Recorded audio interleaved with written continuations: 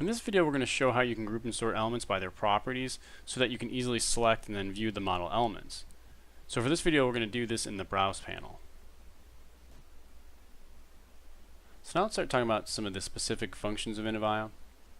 I first want to talk about this Browse panel here.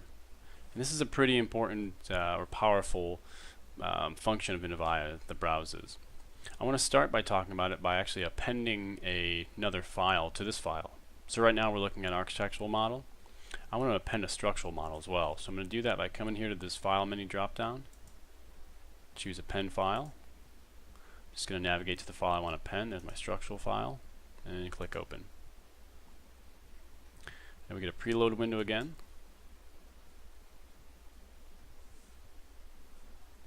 Okay, so now I have both the architectural and the structural model open. And now we're going to use the browse to actually see those models and see how we can see the different elements in the different models. Let me talk about the browse here a little bit more before I do that. So right now we are breaking down the model by this grouping here. We're grouping by category, which we see down below, then component, then family name, and then type name. So to show this, if I expand one of these groups, we'll see, say, floors and slabs. That's the category. And next we have our component. And if I expand one of these groups, we'll see then we have the family name, and if I expand one more time, then we have the type name. So that's how we're breaking down the model. We're grouping by those properties, and then they're shown here in the browse. Now this is one breakdown view that we have, but we can change this. We can pick another view. I'm going to do that by coming up here to breakdown views, choose predefined, and now I'm going to go to buildings. Now we'll notice here we've got two buildings. We've got our architectural, which is what we originally opened, and then we've got this one below. This is the structural model. Now the name came in as default. I'm going to change that. I'm going to go to project info, and I'm going to choose the building, click rename. I'm just going to type in the name and click OK. Okay, so that's been renamed. So there's our two models. Now I can use the browse to control the 3D view. So to do that, I can just uncheck one of these groups. We'll say architectural. So now I'm only looking at the structural. And now I can expand this group to start looking at these subgroupings here, so I can start to look at the hierarchy. So I'm going to do that by selecting a group here, right-clicking, and I'm going to choose Expand Selected. So now I can see here's level 2. We've got these columns in here, and they're columns concrete. There's those down below. And we've got floors and slabs, walls. So that's how you can look at the hierarchy and the breakdown of the model.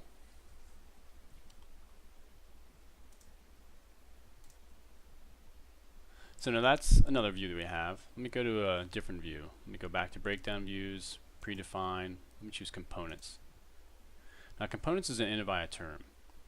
And what components are, or the classification is, they're elements broken out by their material and function. And so in Revit you have category. So Revit has category grouping, and categories are broad things, or things like wall, floor, ceiling. Well, Inivia further breaks those out by their material and their function. So if I go down here to the bottom, let me look at walls. We'll see we don't just have a walls group. We have exterior masonry, exterior other, interior metal, and retaining concrete. So all the walls are separated out by their material and their function. That's pretty similar to how the estimators normally work. Notice we have this one exterior other. Other means the material wasn't assigned in Revit. And that's not a problem. Inivia doesn't have a problem with that. It just puts it in the other group. And one thing we can do is we can actually assign it to the correct grouping if we know the material. So let's say these are actually, we'll say concrete walls. So let's change that component group from other into concrete. So I've got the elements selected. We see those down here. I'm going to right click, choose change component, and I'm going to choose the correct group, exterior concrete, and then say OK. So I notice here those walls were regrouped in the correct grouping that we just picked. They're shown right here. So there's walls, exterior concrete. So now let's look at another breakdown view. Let's go back to breakdown views, predefine. This time we're going to choose change status. And so what change status is we group all the elements by their design status. So this is basically showing how the model has changed. So this is a second version of this model. So there were some changes in the model. We can see here there was some elements that were changed. So these elements here were all changed. If I click on those, we'll see those in the model view here. If I expand that, we can see here's the different elements. Below that we have the changed old, meaning these are the elements that were changed before they were actually changed. So we can take a look at those if we want and see what they were previously. Then we can see here these are the elements that were deleted. These elements are new, and then here's the original. So this breakdown view gives us a very quick look at how the model has changed from a revision to a revision. Let's go back and choose one more predefined view here. And this time let's choose master format. So master format now groups all the elements by their master format code, which you can see here. So again, we've got a hierarchy here. So I expand one of these groups, we can see what's in that group. So for example, cast in place, there's our components. And if I want to see specifically, let's say for example, floors other, let me see what's in there. And I can go down here and see, okay, here's the types.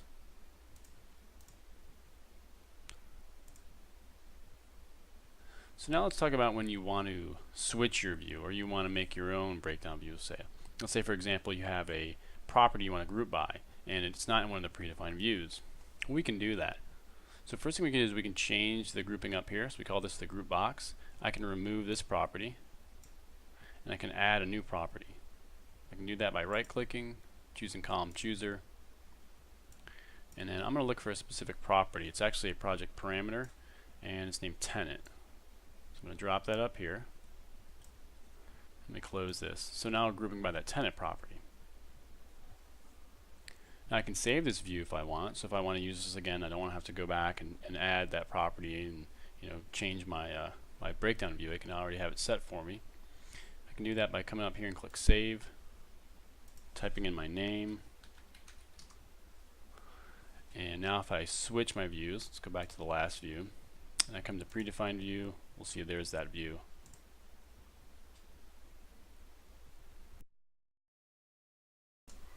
That concludes this video on grouping and sorting elements by their property. Up next we're going to talk about selecting elements and reviewing their property details.